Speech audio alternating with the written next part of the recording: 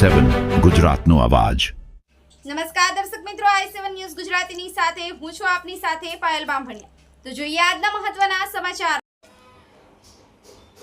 માનવતાના લાભાર્થી ગુજરાત અને મહારાષ્ટ્ર સહિત 67 સેન્ટર પર મહારક્તદાન કેમ્પનું આયોજન।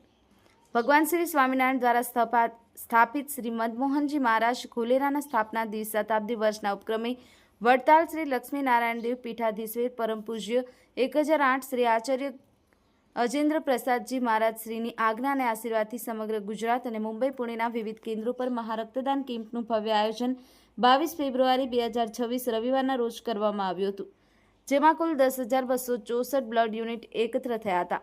આ સાથે અમરેલીના ઈશ્વરિયા મુકામી પૂર્વ કેન્દ્રીય મંત્રી અને રાજકોટ લોકસભાના સાંસદ શ્રી પરસોત્તમભાઈ રૂપાલાની હાજરીમાં પરમ પૂજ્ય નૃગેન્દ્ર પ્રસાદજી મહારાજ શ્રીએ સ્વયં રક્તદાન કરી સત્સંગ સમાજની પ્રેરણા પૂરી પાડી।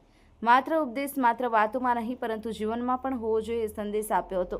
આ અભિયાન અંતર્ગત જિલ્લાના વિસ્તાર ખાતે રક્તદાન કેમ્પનું સુંદર આયોજન કરવામાં આવ્યું હતું। આ કેન્દ્ર પર સ્થાનિક રક્તદાતાઓએ ઉત્સાહપૂર્વક ભાગ લીધો હતો, જેના પરિણામે દિવસના અંતે કુલ યુનિટ રક્તદાન એકત્રિત કરવામાં આવ્યું હતું। Bureau chief Narendra Sharma, i7 news Gujarati, Anand.